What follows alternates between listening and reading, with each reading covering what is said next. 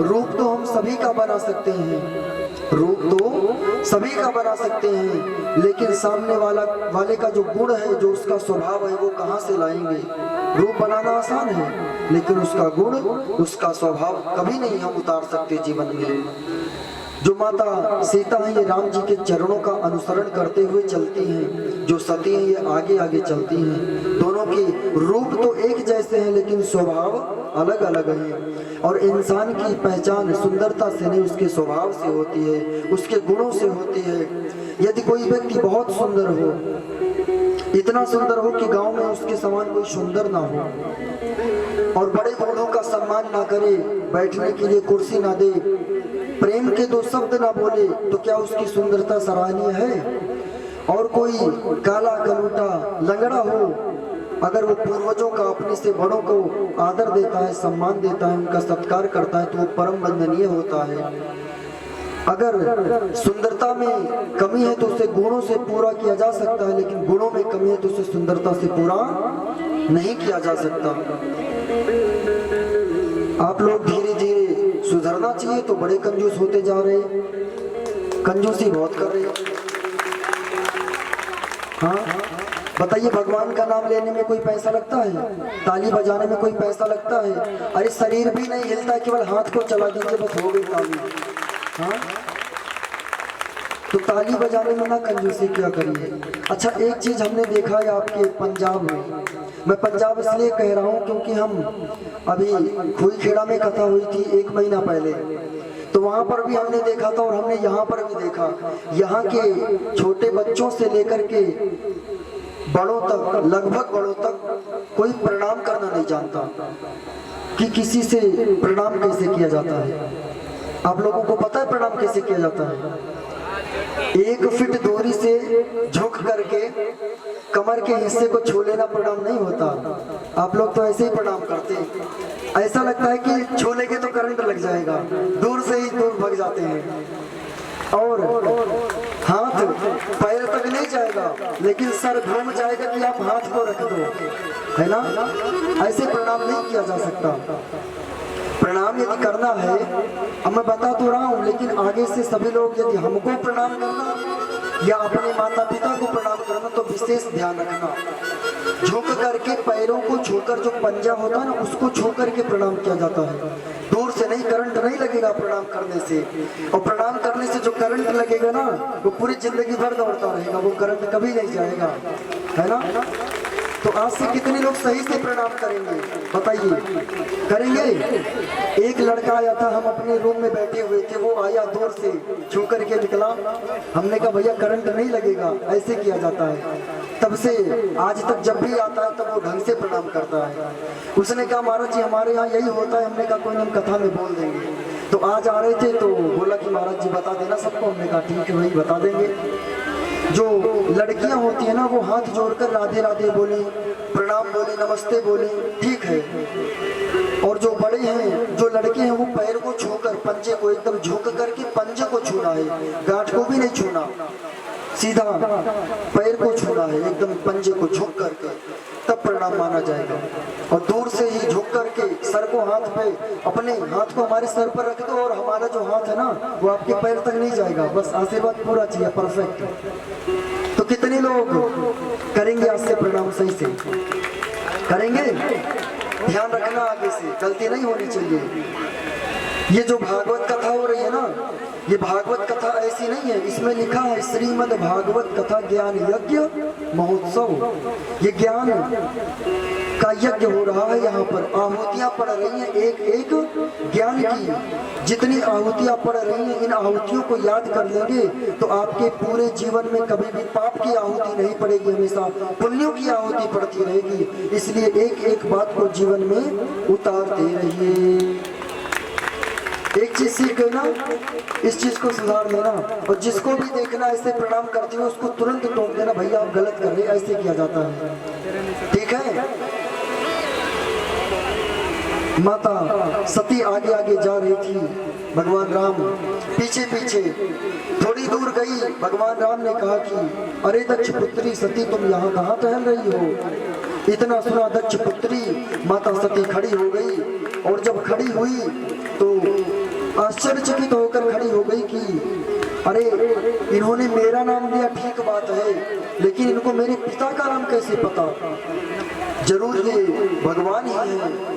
वहां से पीछे मुड़कर देखी तो पीछे क्या दिखाई देता है? अभी तक राम लक्ष्मण दिखाई दे रहे थे, अब तो राम लक्ष्मण और सीता तीनों के दर्शन हो रहे हैं। दर्शन करके वहां से माता सती भागी, और भागते हुए जिस भी डाल पर, जिस भी पत्ते पर देखती है उनकी नजर पड़ती है, चारों तरफ उनको राम लक्ष्मण सीता, राम लक्ष्मण सीता दिखाई देने लगे।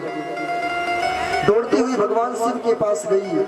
भगवान शिव ने पूछा कि तुम परीक्षा लेकर आई हो? इन्होंने कहा हमने परीक्षा नहीं ली, आपने दूर से प्रणाम किया, हम नजदीक से प्रणाम किए। भगवान शंकर ध्यान किए, ध्यान करके देखा कि इन्होंने माता सीता का रूप धारण किया था।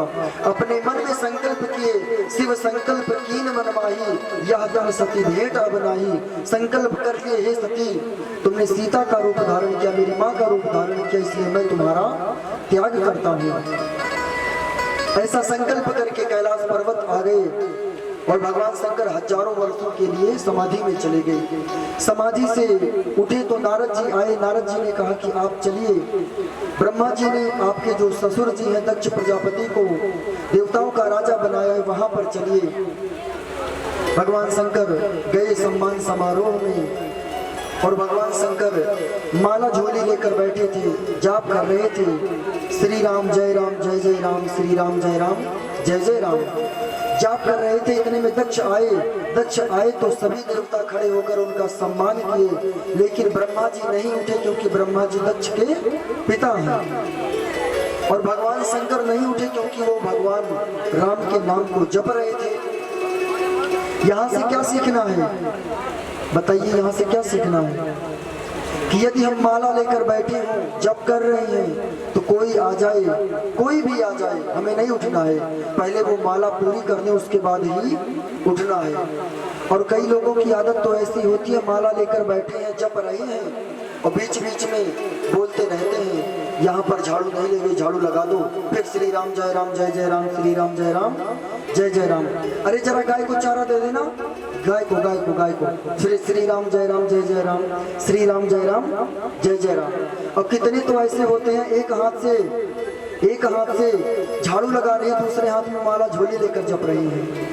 ऐसा लगता है कि भगवान के ऊपर एहसान कर रहे हैं, तो उनका नाम लेकर के। भगवान के ऊपर एहसान नहीं करना, भगवान का नाम लेना।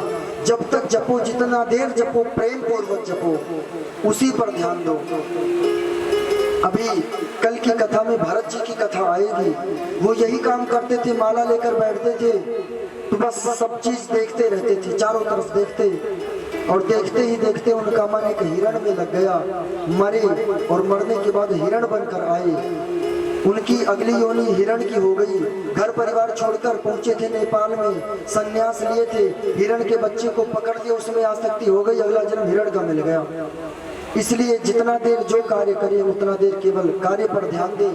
पूजा करें तो कितने लोग तो पूजा करने बैठते हैं ना, उनको हाय हेलो से फुर्सत नहीं होती, 4 लोगों का फोन ही आ रहा है। कितने लोगों का माला जब चल रहा है, बस निकल रहे हैं 2 मिनट में भगवान के ऊपर एहसान कर रहे हैं, 2 मिनट उनको दे करके। हाँ, तो भगवान का जो जप है ना, भगवान का नाम जो है, इसको एकांत में बैठकर देना चाहिए, प्रेम पूर्वक। आप लोगों के यहाँ तुलसी की माला मिलती है, तुलसी की जपने वाली। अच्छा, कितने लोगों ने गुरु मंत्र लिया है, गुरु दीक्षा ली, कितने लोगों ने हाथ उठाइए। बस इतने लोगों ने ली है। आप सभी के पास तुलसी की माला है?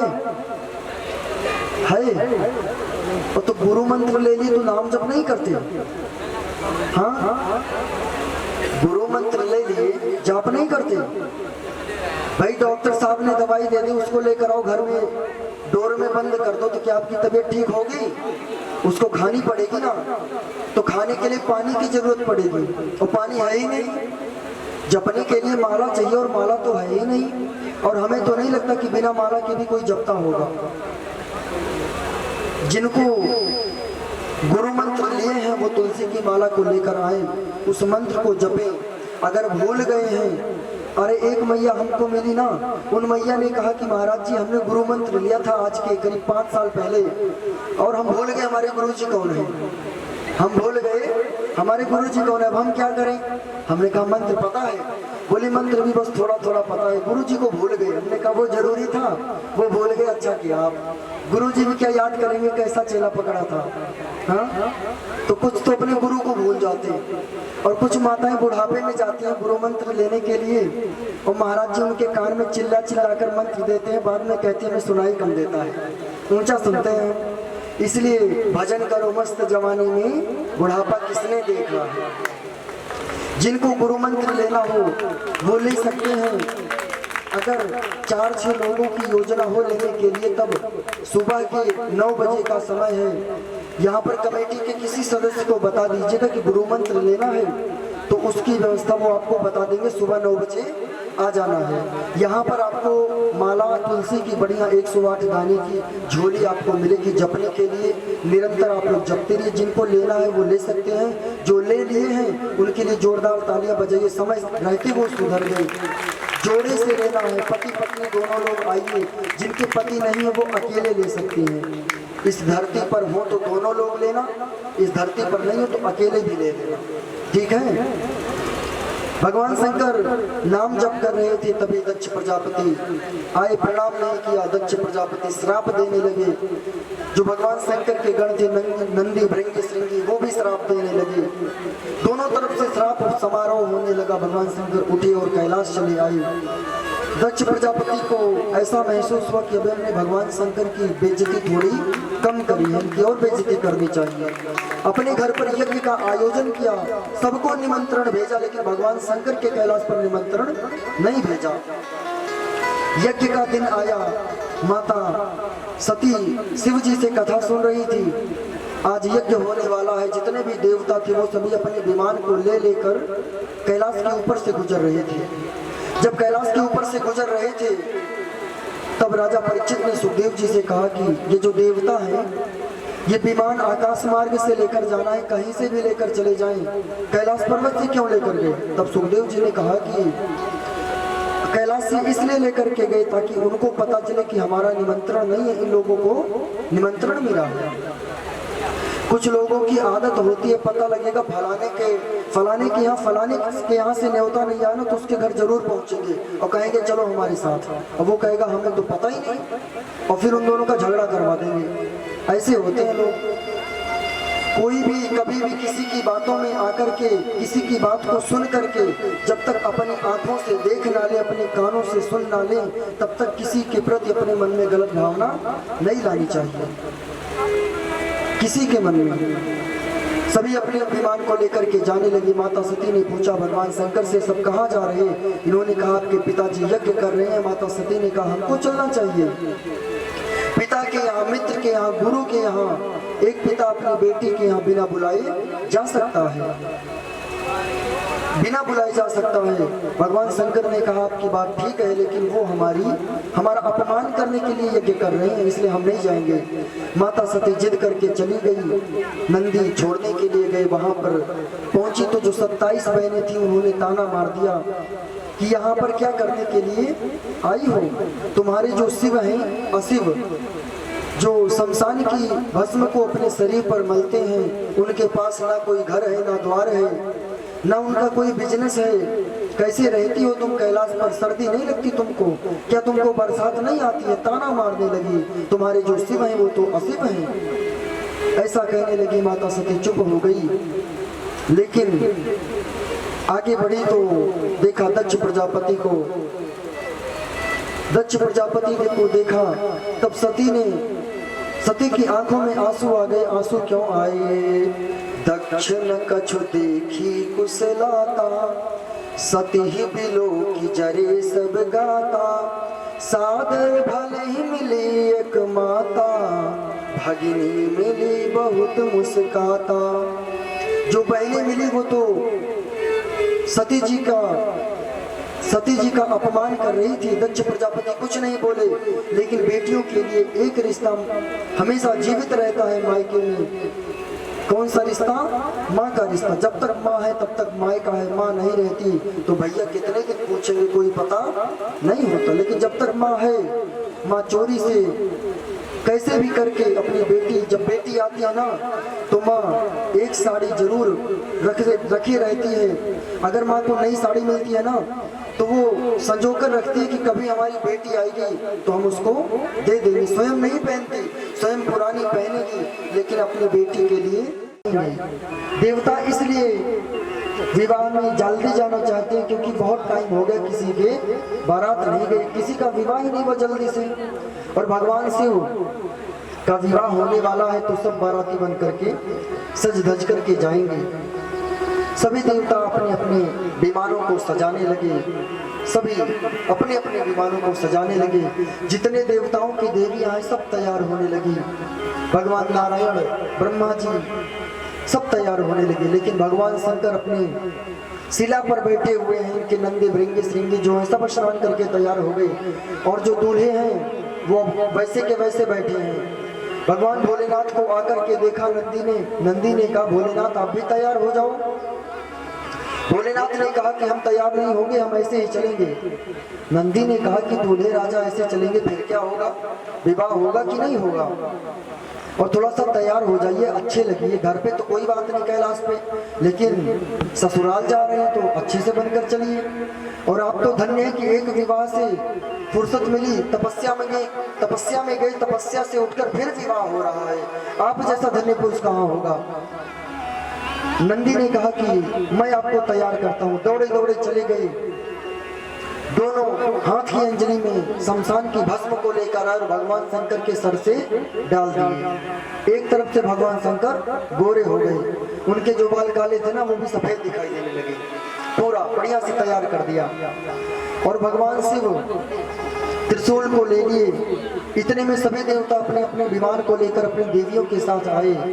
भोलेनाथ बोले कि चलिए अब बारात को लेकर चले। ब्रह्मा जी आए, ब्रह्मा जी ने कहा कि कुछ पहन लो, ऐसे चलोगे, ऐसे नग्न चलोगे, कुछ तो पहन लो।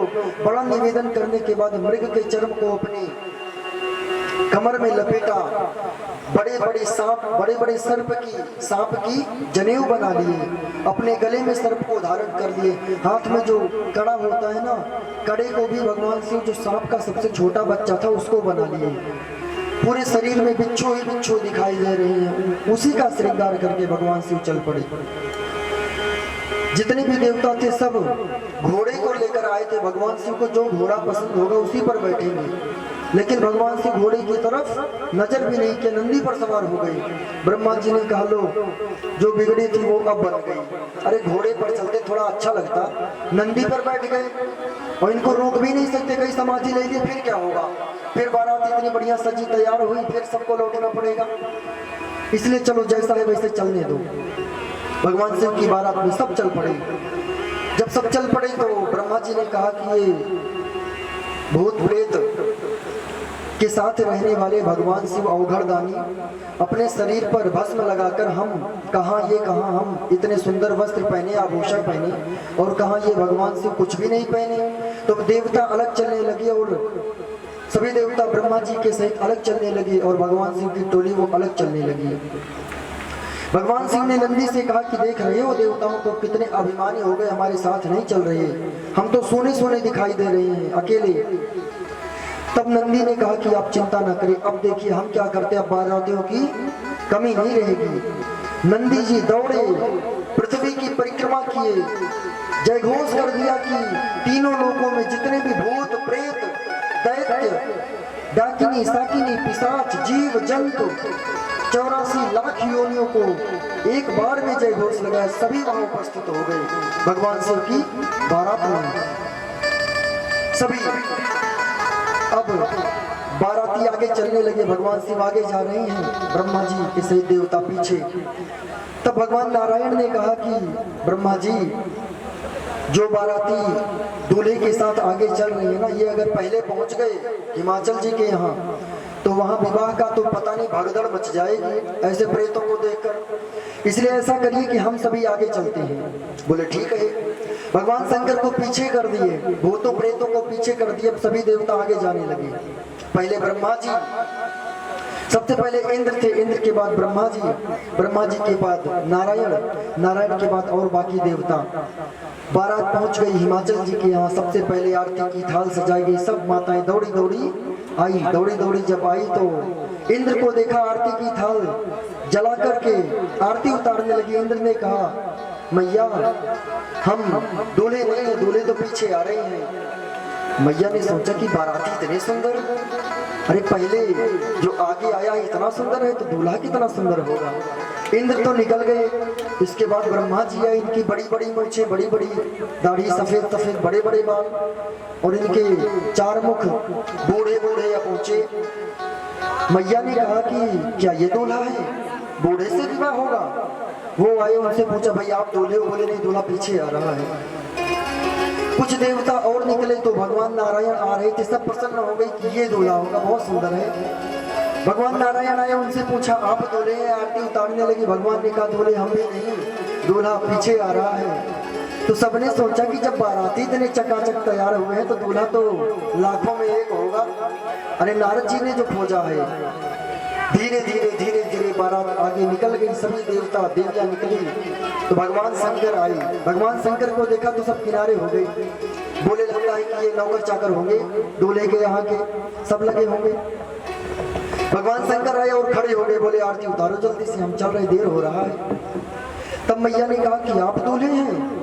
बोले हाँ। डरते डरते आरती को जब उतारा, आरती को उतारा तो मैया ने कहा कि हमें नेग दीजिए, नेग दीजिए। नेग का मतलब जानते हैं? नहीं जानते? उपहार। आरती उतारी है ना, तो आरती की उतराई दीजिए। भगवान शंकर से बोली मैया कि जो आपकी सबसे कीमती वस्तु हो वही दे दो। भगवान ने कहा हमारे गले का हार है, उतार कर थाली में रख दिया। थाली को पटक कर मैया भाग गई, बोली विवाह नहीं होगा छोरी का, छोरी कुंवारी रह जाएगी लेकिन विवाह नहीं करेंगे। भगवान शंकर वहां पर खड़े रहे, जो वहां के नर थे, नारियां थी, जो अपने छत पर खड़े होकर के देख रहे थे, दर्शन कर रहे थे, वो सभी भगवान शिव की बारात का वर्णन करते हैं कि भगवान शिव की बारात कैसी। अरे ऐसे बाराती तो हमने आज तक जीवन में नहीं देखा। बारातियों में भी जो भूत है, प्रेत है, किसी के एक हाथ है, किसी के 10 हाथ हैं, किसी के एक मुख है, किसी के 4 पैर हैं। ऐसे अद्भुत बारातियों को देखकर सब गाने लगी। आरती नहीं हो रही, अब भगवान शिव को खड़े होकर सब गा रहे। सभी लोग झूमने के लिए खड़े हो जाइए। हाँ, ऐसन बाराती ना देखे अभी तक। आगे सुने हो कभी? सुने हो कि नहीं सुने हो? दोनों हाथ उठाइए।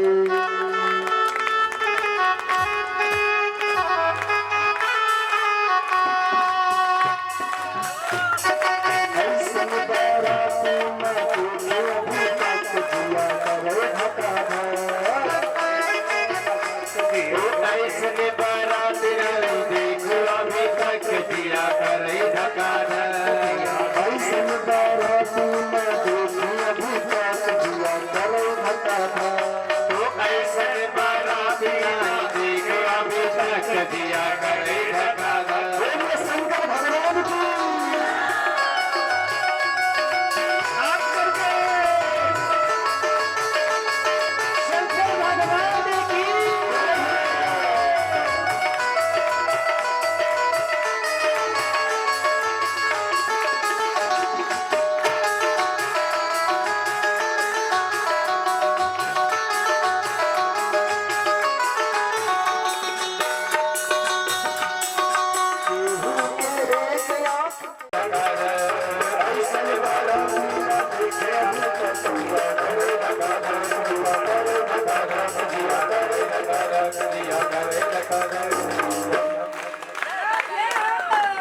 बोलिए शंकर भगवान की। अब बैठ जाइए, अभी भंडारे हो गए। हाँ, अब बाराती आ गए हैं तो अभी प्रसाद भी मिलेगा, कुछ ना कुछ सब्जी पूड़ी हलवा, और जिसको खाना हो वो बैठ जाए शांति से, नहीं तो मिलेगा नहीं कुछ भी। हाँ, भगवान शिव का अद्भुत स्वागत हुआ। नारद जी इधर उधर इधर उधर किसी तरह से बात को शांत करवा करके माँ पार्वती का और भगवान शंकर का विवाह पूर्ण करवाए, और दोनों कैलाश पर्वत पुनः वापस आए, माँ पार्वती और भगवान शंकर। इस प्रकार सुखदेव जी महाराज ने राजा परीक्षित को भगवान शिव के विवाह की कथा को श्रवण करवाया। इसके बाद सुखदेव जी महाराज से राजा परीक्षित ने प्रश्न किया, हे गुरुदेव भगवान, आप हमको ये बताइए कि कोई व्यक्ति जवान हो, कोई व्यक्ति बूढ़ा हो, उसके अंदर में भक्ति उत्पन्न हो, वो भगवान की पूजा करे, उसका कल्याण होगा। क्या कोई बालक हुए हैं जिन्होंने भगवान को देखा है, भगवान का दर्शन किया है? क्या कोई बालक ऐसा हुआ? सुखदेव जी ने कहा कि परीक्षित, तुम चिंता ना करो, मैं तुम्हें ऐसी कथा को अब सुनाऊंगा, उसको सुनकर के तुम्हें ये अनुभव होगा कि बालक से लेकर बूढ़े तक, जवान से लेकर बीमार तक जो जो भगवान को भजेगा, तू जो दौड़े एक पग तो मैं दौड़ूं 60, पीछे पीछे मैं फिरूं कबहू न छोड़ूं साथ। ये भगवान कहते हैं कि तुम एक कदम बढ़ाओ भगवान की तरफ, हम 10 कदम बढ़ाएंगे। श्री सुखदेव जी महाराज राजा परीक्षित से कहते हैं, प्रिय व्रतो तान पादो सतरूपा पतेह सुतौ वासुदेवस्य कलया रक्षायां जगतः स्थितौ।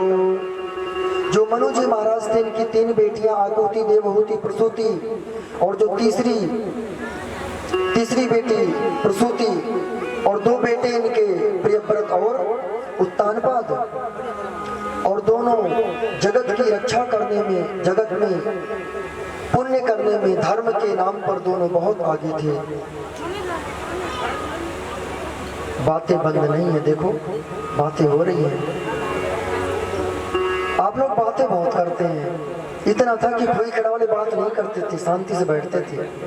आप लोग बातें बहुत कर रहे हैं। हाँ, बातें कम करो। अच्छा, बात करने में अच्छा लगता है, कथा सुनने में तो बातें क्यों करते हो? तनख्वाह मिलती है, फिर क्यों करते हो? ना किया करो।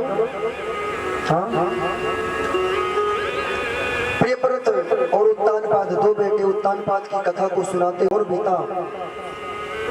जब 2-4 दिन और बीता तब सुरुचि ने कहा कि उत्तानपाद से, ये जो आपकी पहली पत्नी है ना, आप इन्हीं के बच्चे को राजा ना बना दें, मुझे डर है, इसलिए आप इनको घर से निकाल दो।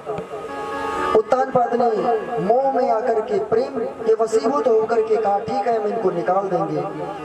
और सुनीति से कहते हैं कि आप घर को छोड़ करके चली जाइए, हम आपके लिए एक कुटिया बनवा देंगे, वहां पर आप रहना। सुनीति ने कहा कि जैसी आपकी आज्ञा, क्योंकि पति की बात को मानने वाली सुनीति। उत्तानपाद जंगल में एक कुटिया को बनवा दिया, सुनीति जाकर के वहां पर रहने लगी। एक दिन की बात है, उत्तानपाद जी शिकार खेलने के लिए जंगल में गए, सैनिक इनके पीछे रह गए, वो महल में आ गए। उत्तानपाद उसी जंगल में, उसी कुटिया में पहुंचे जहां पर इनकी पत्नी सुनीति रहती थी।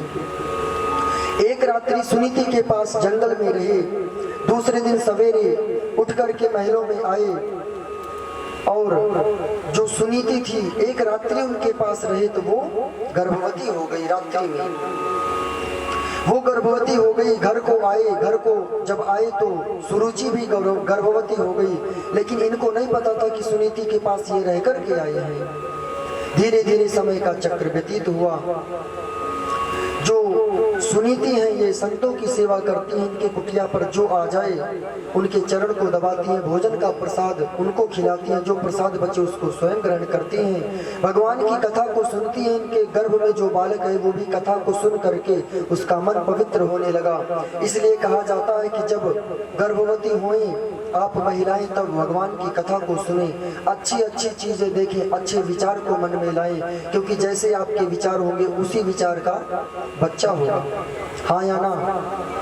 जिस विचार के आप लोग होंगे उसी विचार का आपका बालक होगा। लोग शिकायत करते हैं, महाराज जी हमारा छोटा सा बेटा बहुत मोबाइल देखता है। जब वो आपके पेट में था तो आप क्या कीर्तन करते थे, फेसबुक व्हाट्सएप में लगे रहते थे, तो वो बाहर आके वही देख रहा जो आप करते थे। पहले के जो हमारे पूर्वज थे ना, वो अपनी खेती पर ध्यान देते थे, किसानी पर ध्यान देते थे, लोगों का सम्मान करते थे, हर किसी के दुख को सुख को समझते थे। बचपन से ही आप पूछेंगे ना अपने बाबा जी से तो वो यही कहेंगे कि हमको बचपन में मोबाइल की तो बात दूर रही, टाइम नहीं मिलता था कि हम खेलने के लिए चले जाएं, इतना काम रहता था। जब महिलाएं काम करती थी तो उनके बालक भी संस्कारवान होते थे, अच्छी चीजों को देखते थे, और बच्चे भी छोटे छोटे देख रहे कि मैया लगी है मोबाइल पर तो वो भी लगा है मोबाइल पर। और कितनी माता पिता की आदत ये होती है कि छोटा सा बालक है, भोजन तभी करेगा जब उसको मोबाइल देंगे, दूध तभी पिएगा निप्पल में जब उसको मोबाइल देंगे, मोबाइल नहीं देंगे तो पिएगा ही नहीं।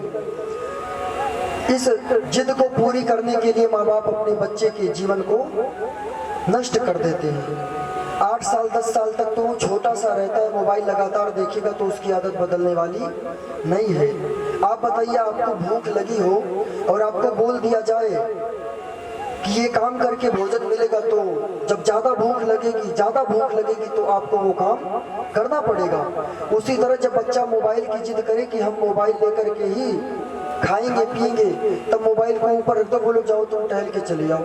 जब भूख लगेगी तो खुद ही खा लेगा। उसकी जिद के चक्कर में 2 मिनट की जिद उसकी पूरी जिंदगी बर्बाद कर देता है। 2 मिनट की जिद उसकी पूरी जिंदगी बर्बाद कर देता है। अपने बच्चों को संस्कार दो, संस्कार नहीं दिए फिर वो आपको बुढ़ापे में संस्कार देगा। हाँ, अगर आप उसे बचपने में संस्कार नहीं दिए तो वो बच्चा जवान होकर आपको बुढ़ापे में संस्कार देगा। और फिर लेना उस संस्कार को और रखना तिजोरी में पैक करके, और जाना तो साथ में ले जाना, भगवान को दिखाना हमें ये लेकर के आए, ये संस्कार हमारे बेटे ने दिया है। हाँ, ऐसे संस्कार को ले जाने से अच्छा है कि समझदार बनिए, अपने बच्चों को अच्छे मार्ग पर लाइए, उन्हें अच्छी चीजें सिखाइए, अच्छी चीजें बताइए। यदि बच्चे संस्कारवान हुए ना तो वो आपकी सेवा भी करेंगे, आपको मानेंगे भी। आप बताइए, आपका घर सुरक्षित रहे, आपके घर में साफ सफाई बनी रहे, ये जिम्मेदारी किसकी है? आप लोगों की है ना। तो आप लोगों का जीवन अच्छा रहे, ये भी जिम्मेदारी आपकी है। आपकी मर्जी, अच्छा करो आपकी मर्जी, बुरा करो। कितने पिता ऐसे होते हैं जिनको अपने काम से फुर्सत नहीं होती कि अपने बेटे का होमवर्क चेक कर लें, अपने बेटे से पूछ लें कि बेटा तुमने क्या पढ़ाई की है। बस महीने में पहुंचे, फीस की रसीद कटवा कर स्कूल में जमा कर दिए। अब बच्चा जाकर के वहां पर पढ़ाई कर रहा है कि क्या कर रहा है कोई पता ही नहीं है। कितने बच्चे तो स्कूल जाकर के पढ़ाई नहीं करते, बैग में पूरा कुरकुरे भर के ले जाते। आप लोगों के भी ले जाते होंगे, है ना। उनको सब्जी रोटी खिलाइए, रात को भिगोकर चना खिलाइए, है ना, दालें खिलाइए। कुरकुरे से कुछ नहीं होगा। कुरकुरे, चाउमीन, बर्गर ये सब खाएंगे ना तो उनकी बुद्धि ऐसी होगी। कितने माता पिता ऐसे होते हैं ना, बच्चों को बस सोने दो 8 बजे उठाएंगे, स्कूल की घंटी लगेगी, 8 बजे स्कूल बगल में है तो 10 मिनट पहले उठेगा, बस बाहर झाड़ कर तेल लगाकर भेज दिया, बस आगे का मेकअप कर दिया, बस और कुछ जरूरत नहीं। कितने माँ बाप तो ऐसे होते हैं ना, बच्चा ब्रश भी नहीं किया, चलो कोई बात नहीं कल कर लेना, आज रहने तो देर हो रहा है, हाँ भेज दिए चला गया। और बच्चा बिना नहाए गया तो वहां पर आंखों को मींज रहा है, बढ़िया कीचड़ निकल रहा है, आंखों से कचड़ा। और टीचर देखेंगे तो कहेंगे इनके मम्मी पापा ऐसे रहते होंगे, तो बच्चे को भी ऐसे बना के भेज दिया। तो बच्चों को सुबह कम से कम 5 बजे और जल्दी हो सके तो 4:30 बजे उठाइए। उठाने के बाद उनको स्नान करवाइए, फ्रेश करवाइए, योग व्यायाम करवाइए, और बच्चों को चाय ना पिलवाइए, दूध पिलवाइए। सुबह जल्दी उठेंगे, जो बच्चा सुबह जल्दी उठेगा, आप लोगों में कितने लोग ऐसे होंगे जिनको आलस से आता होगा, काम नहीं कर पाते होंगे दोपहर में। सुबह जल्दी सो करके उठिए, दिन भर में अगर आलस से एक बार भी आ जाए तो कहिएगा, नहीं आएगा। ब्रह्म मुहूर्त में उठिए 4:30 बजे, आलस कभी आएगा ही नहीं। और जो 7 बजे सो करके उठेंगे फिर तो आलस से आएगा ही। सूर्य निकलने से पहले उठ जाइए। अगर सूर्य निकलने के बाद उठेंगे तो जीवन में जब जब कुछ अच्छा करने का प्रयास करेंगे तब सूर्य निकल जाएंगे और आपको घर में जाना पड़ेगा। क्यों? क्योंकि धूप लग रही है। जिस इंसान को गर्मी में गर्मी लग गई, ठंडी में ठंडी लग गई, बरसात में भीगने का डर है, वो अपने जीवन में कभी कुछ नहीं कर सकता है। अगर जीवन में मेहनत कर रही हैं तो उस मेहनत में ना भूख लगेगी, ना प्यास लगेगी, ना आपको सर्दी लगेगी, ना आपको गर्मी लगेगी, आपको सिर्फ अपना काम दिखाई देगा। जिस दिन आपको अपना काम दिखाई देने लग जाए उस दिन समझ लेना कि आप पक्के भक्त हो भगवान के। आप सुबह जल्दी सो करके उठिए, जितने भी हैं सभी। और माताएं जब सो करके उठेगी 6:30 बजे तो बच्चे कहाँ से उठेंगे? हाँ, अगर आप कहते हैं बेटा उठ जाओ सुबह जल्दी वो कहेगा कि आप ही नहीं उठते तो हम कहाँ से उठेंगे। कितने माँ बाप ऐसे होते हैं, हमने देखा है अपनी आंखों से, सुबह 4 बजे जाएंगे, बच्चे को पानी का छींटा मार के उठा देंगे और खुद सो जाएंगे माँ बाप, बेटा पढ़ो बैठकर, माँ बाप सो जाएंगे। और देखा बच्चा कि माँ बाप सो गए तो वो भी लेट कर आराम से सो जाएगा। और उठेंगे तो देखेंगे बच्चा सो रहा है तो मैया क्या कहेगी, पिताजी से पता है कि अभी पढ़ रहा था, थोड़ी देर पहले बस इसको नींद आ गई होगी। और पढ़ा क्या, 0 बटा सन्नाटा। तो इन सब चीजों का ध्यान देते हुए सुनीति मैया संतों की खूब सेवा करती हैं। कुछ समय व्यतीत हुआ, अच्छे मुहूर्त में ध्रुव जी महाराज का जन्म हुआ। इनके गर्भ से एक सुंदर बालक का प्राकट्य हुआ, नाम रखा ध्रुव। बोलिए ध्रुव जी महाराज की जय। नाम रख दिया ध्रुव जी। और जो दूसरी है सुरुचि, उनके भी गर्भ से एक बालक का जन्म हुआ, नाम रख दिया उत्तम। सुनीति मैया ने हर कार्य के लिए मना किया था कि कहीं भी जाना, महलों में मत जाना। ध्रुव जी खेलते खेलते महलों में पहुंचे, अपने पिताजी के पास पहुंचे। जब पिताजी के पास पहुंचे तब अपने पिताजी से कहते हैं, पिताजी मैं आपकी गोद में बैठना चाहता हूँ। उठा करके गोद में बिठा लिया। इतने में सुरुचि आई, ध्रुव जी को पकड़कर धरती पर पटक दी। बोली कि तुम इनकी गोद में नहीं, इनका खुद का बेटा बैठेगा। तब ध्रुव जी ने कहा कि मैं भी तो इनका ही बेटा हूँ, मुझे तो बस इनकी गोद में बैठना है, इनके प्रेम को मैं पाना चाहता हूँ। सुरुचि ने कहा कि आज तुमको गोद से प्रेम है, कल को तुमसे राज्य से प्रेम हो जाएगा, मैं तुमको कहाँ कहाँ से उतारूंगी। ध्रुव जी से सुरुचि ने कहा, तपसाराध्य पुरुषम तस्यैवानुग्रहेण में गर्भे तुम साधयात्मानं यदोच्छसि निर्पासनम। सुरुचि ने कहा, यदि तुम्हें इनकी गोद में बैठना है तो तुम जंगल चले जाओ, भगवान का भजन करो, वो आएंगे दर्शन देंगे तो उनसे मेरी गोद मांगना कि मैं सुरुचि के गर्भ से जन्म लूं, मैं मरूं उनके गर्भ से जन्म लूं। जब तुम मेरे गर्भ से जन्म लोगे तब तुमको इनकी गोद मिलेगी। अस कहीं बाह पकड़ी ध्रुव केरी और मंदिर बाहर दिन खदेरी। अपने घर के बाहर धक्के मारकर ध्रुव जी को निकाल दिया। रोते हुए अपनी माँ के पास आए। जब माँ ने देखा रोते हुए, माँ समझ गई कि ये जरूर महल में गए थे। ध्रुव जी ने कहा कि माँ, सुरुचि माँ ने कहा है कि जाकर के जंगल में भजन करो, मैं बताओ क्या करूं। सुनीति ने कहा कि तुम्हारी माँ ने सही कहा है, छोटी माँ ने सही कहा है, जाकर के भगवान का भजन करो। वो जब मिलेंगे आपको तब उनके बाद आपको किसी की चाह नहीं रह जाएगी, उनकी गोद को आप मांगिए। जब ऐसा कहा सुनीति मैया ने तब श्री ध्रुव जी गए, अपनी दूसरी मैया को, पिताजी को प्रणाम किया, जंगल जाने लगे। सुरुचि ने सोचा कि जंगल में जाएगा कोई जानवर इसको खा लेगा, मर जाएगा, तब तो केवल अकेला मेरा ही बेटा राजा बनेगा। ध्रुव जी चल पड़े, जंगल में जाने लगे। तब भगवान नारायण वैकुंठ से देख रहे हैं और भगवान ने नारद जी को बुलाया। नारद जी से कहा कि जाओ, मेरा भक्त आ रहा है, उसका मार्गदर्शन करो। भगवान ने कहा, सर्वधर्मान परित्यज्य मामेकं शरणं व्रज अहं तु सर्व पापेभ्यो मोक्षयिष्यामि मा शुचः। भगवान नारायण ने नारद जी से कहा कि मेरा भक्त मेरी तरफ आ रहा है, तुम जाकर के उसका मार्गदर्शन करो। नारद जी पहुंचे, ध्रुव जी से बोले कि जंगल में अकेले टहल रहे हो, घर को चले जाओ।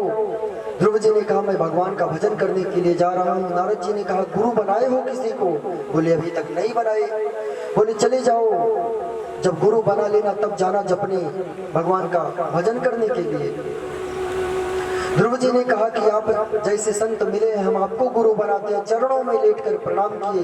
नारद जी ने मंत्र दे दिया, ओम नमो भगवते वासुदेवाय नमः। इस मंत्र को जपने के लिए ध्रुव जी पहुंच गए मधुबन।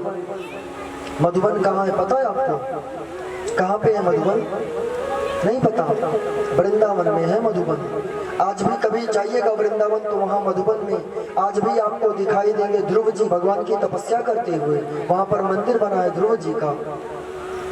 ध्रुव जी पहुंचे और 3-3 दिन के अंतर पर भोजन करके भगवान की तपस्या करने लगे, एक पांव पर खड़े होकर। दूसरा महीना आया, 6-6 दिन के अंतर पर जल पीने लगे। तीसरा महीना आया, कंदमूल खाने लगे। जब चौथा महीना आया तो सिर्फ और सिर्फ श्वास लेकर सब कुछ छोड़ दिया। चौथे महीने 6 दिन के अंतर पर सिर्फ और सिर्फ श्वास लेकर भगवान का भजन कर रहे हैं। जब 5वां महीना आया तो अपनी श्वासों को भी रोक दिया। जब सांसों को रोका तब इंद्रलोक में इंद्र का सिंहासन हिलने लगा। जब इंद्रलोक में इंद्र का सिंहासन हिलने लगा तब इंद्र दौड़े दौड़े भगवान नारायण के पास गए और भगवान नारायण से इंद्र ने कहा कि हमारा सिंहासन हिल रहा है, जरूर आपकी कोई तपस्या कर रहा है, आप जाइए ना और उसको दर्शन दीजिए। जब ऐसा इंद्र ने कहा तब भगवान नारायण ने कहा कि जो मेरा भक्त मेरा भजन कर रहा है, मेरा नाम जप रहा है, मैं उसे दर्शन देने नहीं जाऊंगा। बोले क्यों? भगवान ने कहा मैं उसका दर्शन करने नहीं जाऊंगा, बल्कि उसको दर्शन देने नहीं जाऊंगा, बल्कि ऐसे भक्तों के दर्शन करने के लिए मैं यहाँ से चल करके उसके पास जाऊंगा। जो भगवान के अनन्य भक्त होते हैं ना, वो भगवान उनको दर्शन देने नहीं, भगवान उनका दर्शन करने के लिए आते हैं। ध्रुव जी के पास भगवान नारायण आए। ध्रुव जी अपने नेत्रों को खोले, सामने भगवान को देखा, बड़े प्रसन्न हो गए। भगवान ने बुलाया ध्रुव जी को, ध्रुव अपने नेत्र को खोलो, देखो मैं तुम्हारी तपस्या से प्रसन्न हूँ, मैं आया हूँ तुम्हारे पास। ध्रुव जी अपने नेत्र को खोले, भगवान को देखा, प्रसन्न हो गए। बोलना चाहते हैं, कुछ बोल नहीं पाते। भगवान ने अपने शंख का स्पर्श उनके गाल से करवाया। ध्रुव जी महाराज स्तुति करने लगे भगवान की दिव्य स्तुति किए, भगवान को प्रणाम किए, भगवान उठाकर गोद में बिठा लिए। और जब गोद में बिठा लिए तब भगवान ने कहा मांग लो, कुछ मांगना चाहते हो, क्या चाहिए? ध्रुव जी ने कहा आपकी गोद मिल गई, आपकी कृपा मिल गई, इससे ज्यादा और कुछ नहीं चाहिए। भगवान का भजन करने के लिए सिर्फ और सिर्फ भजन के लिए गए थे, भगवान के दर्शन होंगे, लेकिन भगवान के दर्शन हुए तो भगवान ने उनको 36,000 वर्ष का निष्कंटक राज्य दे दिया। अब आप अपने घर को जाओ और तुम्हारे पिता तुमको राज्य देकर संन्यास ले लेंगे, आप राज्य का भोग भोगना। 36,000 वर्ष के बाद आप पुनः भगवान का भजन करके उनके धाम को जाना, आप मेरे धाम को आना और मैं आपको ध्रुवलोक बना करके दूंगा, आप वहां पर रहना। ध्रुव जी अपने घर को वापस आए। सबसे पहले सुरुचि को प्रणाम किए, सुनीति को प्रणाम किए। इनके पिताजी इनको राज्य दे करके चले गए। इनका विवाह, ध्रुव जी का विवाह शिशुमार प्रजापति की पुत्री भ्रमी के साथ हुआ। इनके कल्प और वत्सर पुत्र हुए। 36,000 का वर्ष का राज्य भोगा। इनके जो दूसरे भाई थे उत्तम, उनका विवाह नहीं हुआ। एक दिन यमपुरी पहुंचे, वहां पर देखा कि यक्षों से युद्ध कर लिए, यक्षों ने मिलकर मार दिया उत्तम को। ध्रुव जी पहुंचे, हजारों यक्षों को मार दिया। तब वहां पर मनु जी महाराज आए, इनके दादाजी, उन्होंने कहा कि ध्रुव तुमको तो भगवान के दर्शन हुए थे, भगवान के दर्शन के बाद तुम मारपीट क्यों कर रहे हो? जाओ और जाकर के अपने बेटे को राजा बनाओ, यहाँ से भगवान का भजन करने के लिए जाओ। ध्रुव जी गए, अपने बड़े बेटे कल्प को राजा बनाया, बद्रिका आश्रम चले गए, भजन किया। भगवान नारायण के पार्षद आए और ध्रुव जी को विमान में बिठा करके ले जाने लगे। जब ले जाने लगे तब ध्रुव जी को चिंता हुई। चिंता किसकी हुई? अपनी माँ की। किसकी चिंता हुई? सुनीति की, अपनी माँ की, कि जिन माँ ने मुझे जन्म दिया। सभी लोग गाएंगे।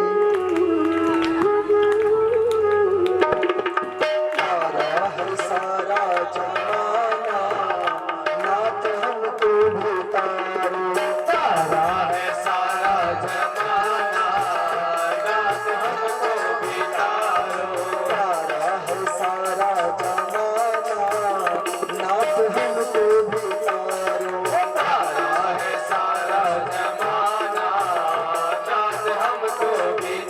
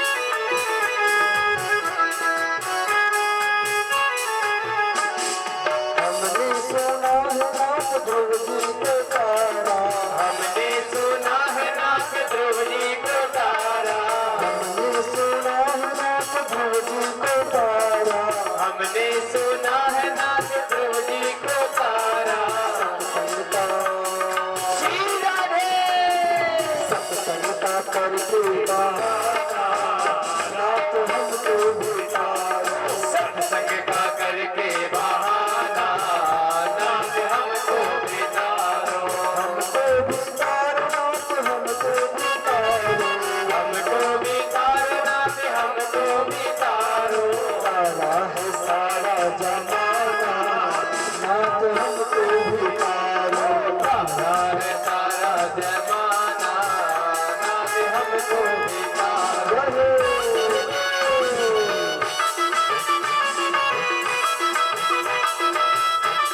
हरि बोल।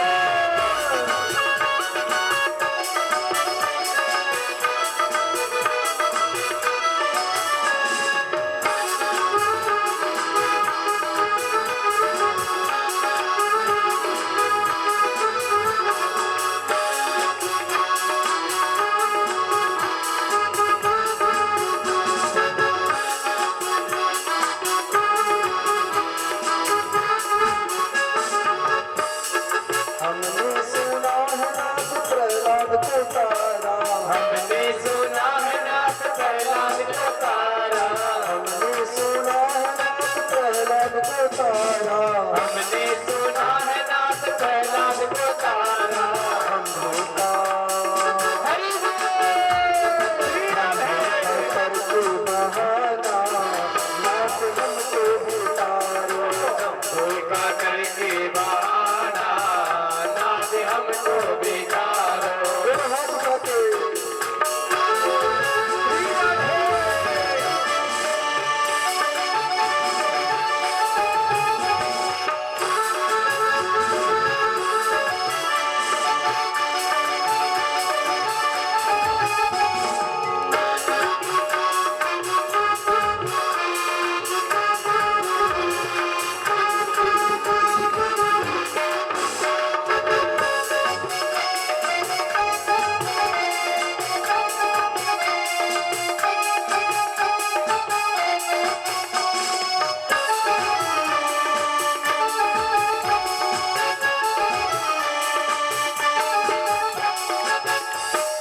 हमने सुना है नाथ सबरी को तारा। हमने सुना है नाथ सबरी को तारा। हमने सुना है नाथ सबरी को तारा। हमने सुना है नाथ सबरी को तारा। रोता श्री राधे। रोता करके बहाना नाथ हमको बितारो। धोखा करके बहाना नाथ हमको बितारो। सारा है सारा जमाना नाथ हमको बितारो। सारा है सारा जमाना नाथ हमको बितारो। सारा है सारा जमाना नाथ हमको बितारो। नाथ हमको बितारो। नाथ हमको बितारो।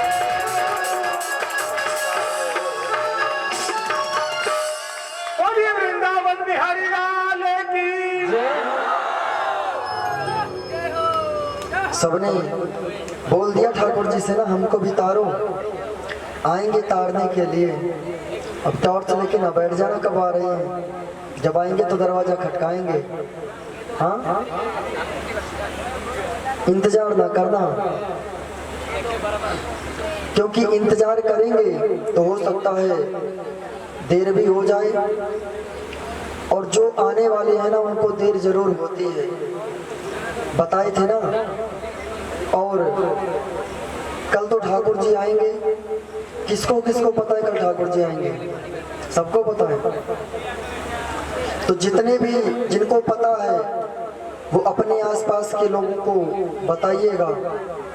3 दिन से लगातार कथा हो रही है और कथा सुनने वाले उतने के उतने ही हैं। शोर नहीं भाई, शोर नहीं।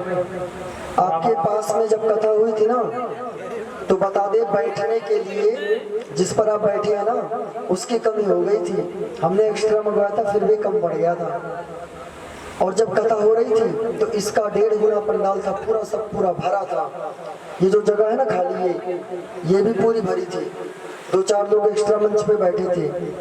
इधर जैसे मिट्टी लगी है ना ऐसे ऊंचा सा कुछ था, उस पर भी लोग ढेर सारे खड़े थे। बिल्कुल जगह नहीं थी। कथा के दूसरे दिन तो आप लोगों की जिम्मेदारी है अधिक से अधिक लोगों को यहाँ पर लेकर आए। हाँ, एक बात जानते हैं, ना पैसा लगता है ना खर्चा लगता है, राम नाम तू बोल के देख अच्छा लगता है, ना पैसा लगता है। हाँ, कुछ लगता है? नहीं लगता। तो लोगों को बुलाकर लेकर के आइए और उनको कहिए ना पैसा लगता है ना खर्चा लगता है, चल कर के देखो कथा में बड़ा अच्छा लगता है। हाँ, कल ठाकुर जी आएंगे, कल सभी प्रयास करिएगा कि सब पीले पीले वस्त्रों में आए, ठीक है? पीले कपड़ों को पहन के आइएगा। माताओं की अलमारी तो पूरी भरी पड़ी होगी। हाँ, कपड़े की क्या कमी होगी, पहनकर सब पीला आएंगे। और ठाकुर जी जब आएंगे ना तो उनके लिए जितनी माताएं हैं सभी लोग कुछ ना कुछ लेकर के आएंगे, क्योंकि यहाँ से कल बधाई लुटाई जाएगी। तो लेकर के क्या आना है? भगवान के लिए जब छोटा सा बालक जन्म लेता है ना तो खूब टॉफियां बांटते हैं। क्या बांटते हैं? टॉफियां, स्पेशल तो जन्मदिन पे। तो कल ठाकुर जी जब आएंगे तो सभी लोग थोड़ी थोड़ी टॉफी, जिसकी इच्छा है ढेर सारी, लेकर के आएंगे। सब पीले कपड़ों में आएंगे। और कल ठाकुर जी का जब जन्मोत्सव मनाया जाएगा तो संसार के लोग तो केक बांटते हैं, हमारे यहाँ लड्डू बंटता है। हमारे यहाँ काटने की परंपरा नहीं, हमारे यहाँ जोड़ने की परंपरा है। लड्डू जो होता है वो दाने दाने, बिखरे हुए दाने दाने को जोड़कर बनता है, और केक कटता है तो गोल सा रहता है, उसको बीच से काट दिया जाता है। हम केक को काट कर नहीं, लड्डू को बांट कर। अच्छा, कितने लोग सोठौरा जानते हैं?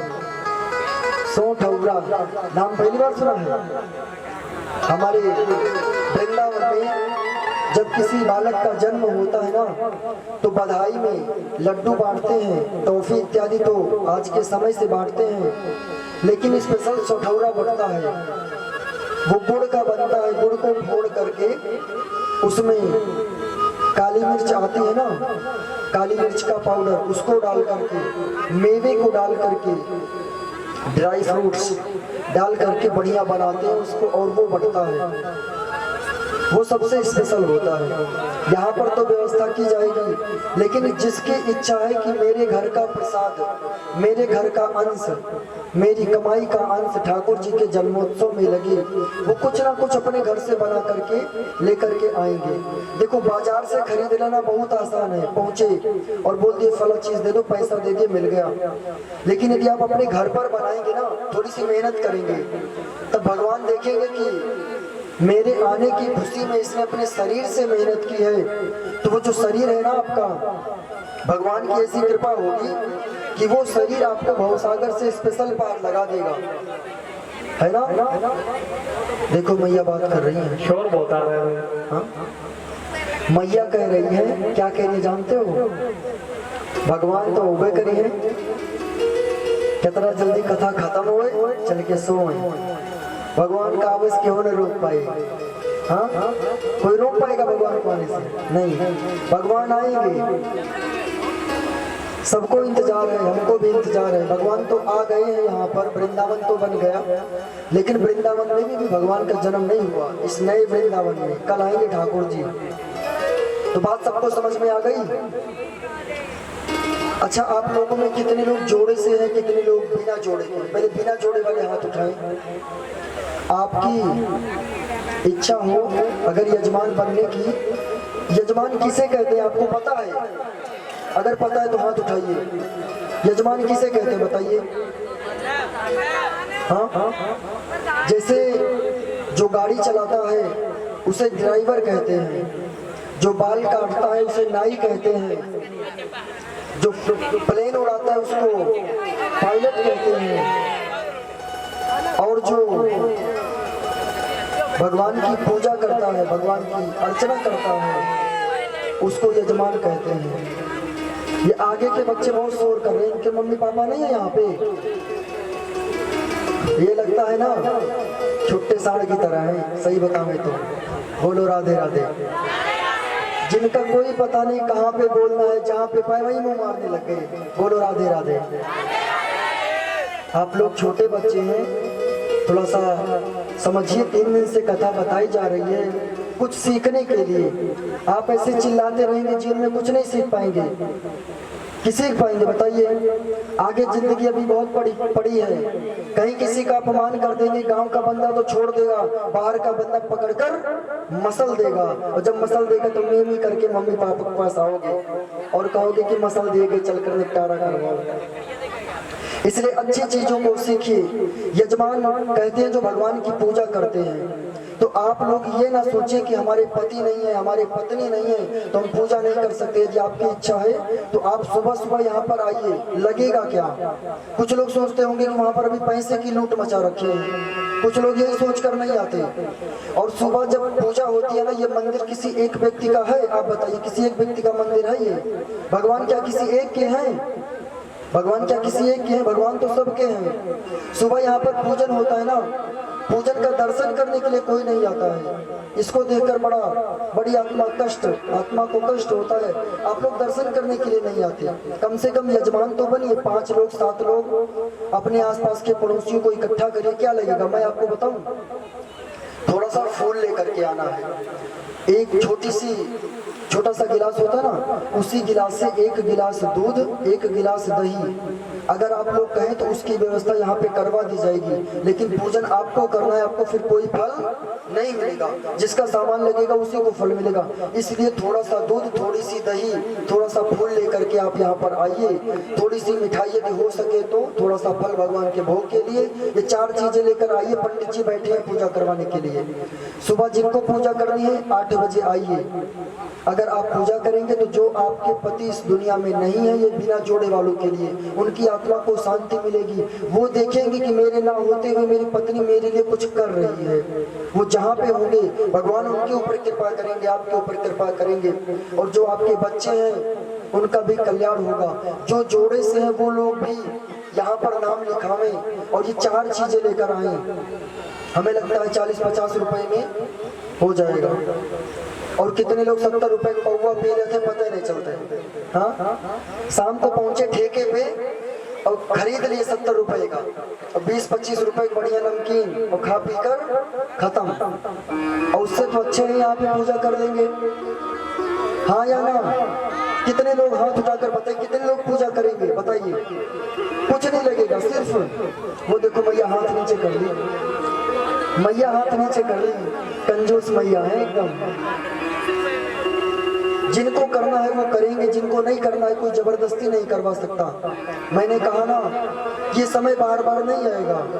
ये समय बार बार नहीं आएगा।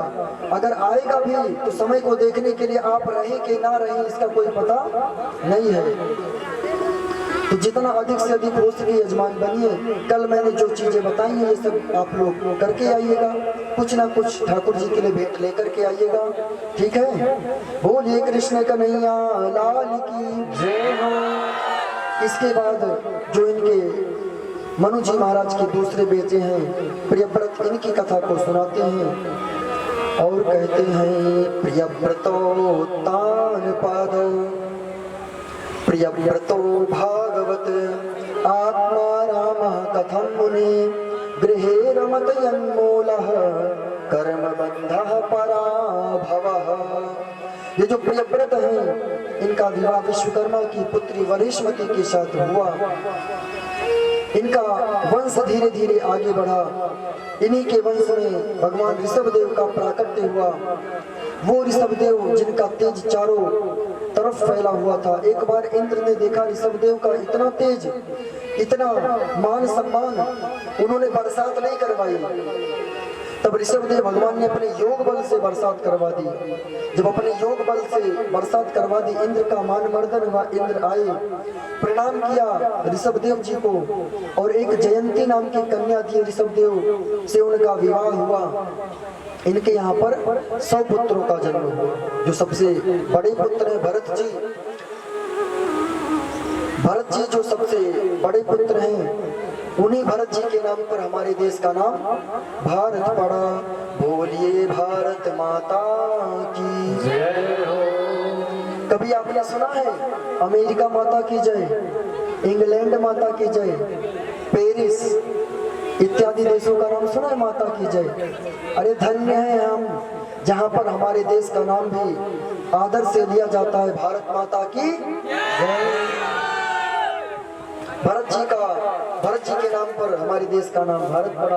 एक बार ये अपने 100 पुत्रों को बिठाकर ज्ञान का उपदेश दिए और उनमें इतना ज्ञान भर दिया कि भरत जी का विवाह हुआ था, अपनी पत्नी बच्चों को राज्य दे करके उनको छोड़ करके नेपाल पहुंच गए, गंडकी नदी के किनारे। वहां पर कुटिया बना करके रहते हैं, भगवान का भजन करते हैं आंख खोल करके। अभी हमने थोड़ी देर पहले बताया था, ये कथा आज ही आ गई।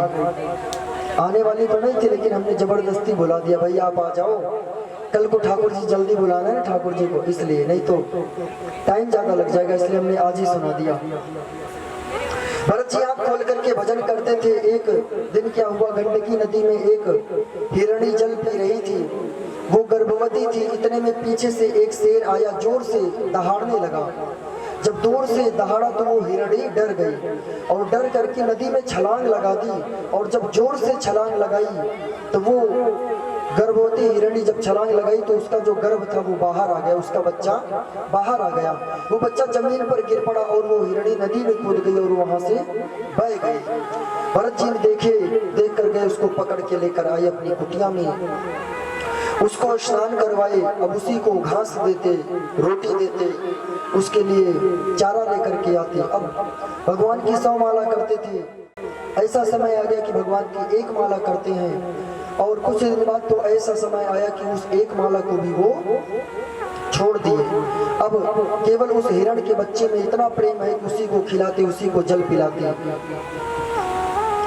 जब ऐसा करते रहे भरत जी, एक दिन वो गए थे उस हिरण के लिए जल लाने गंडकी नदी से। तभी ढेर सारे हिरण आए, वो बच्चा उन्हीं हिरणों के साथ चला गया। अपने घर पर आए, कुटिया में आए, देखा हिरण का बच्चा नहीं, रोने लगे। जब रो रहे थे उसी समय यमराज आ गए उनको लेने के लिए। अंतिमति सामे गति, अंत में हिरण का चिंतन करके मरे थे, इसलिए उनको अगला जन्म हिरण का मिला। उस जन्म में इनकी साधुता नहीं गई थी, इनको पता था मेरा एक जन्म बर्बाद हो चुका है। किसी भी हिरण के साथ नहीं रहते, अकेले अकेले फिरते हैं। और जब अकेले अकेले फिरते हैं तो वो जन्म उनका छोटा और वो मरे तो अगला जन्म इनको अंगिरा मन। उनकी तरफ से 3100 रुपए दान है। बलराम सन और हरिराम जी जाल पे 500 रुपए। गुप्तदान अबोर से 2100 रुपए। श्री मलकीत राम जी सारण 5100 रुपए। निकुराम सन ऑफ कुमाना राम जी 500 रुपए। इमीलाल सन ऑफ बल्लाराम जी कुमार 500 रुपए। श्री कृष्णलाल जी श्याग 500 रुपए। राजू सन ऑफ पृथ्वीराम जी श्याग 200 रुपए। श्री गिरधारी राम जी देवृत 200 रुपए। तो जिन्होंने भी दान दिया है, चाहे वो गांव में उगराई किया है, चाहे जिसका दान बोला गया है, और चाहे कोई आरती में 10 रुपए चढ़ाता है, सभी का दान जो है वो बालाजी महाराज कृष्ण भगवान स्वीकार करें। और इनसे प्रार्थना करता हूं कि सबके घर अन्न धन भंडारे भरे रखें, गांव में खुशी बनी रहे और इसी प्रकार सहयोग बना रहे।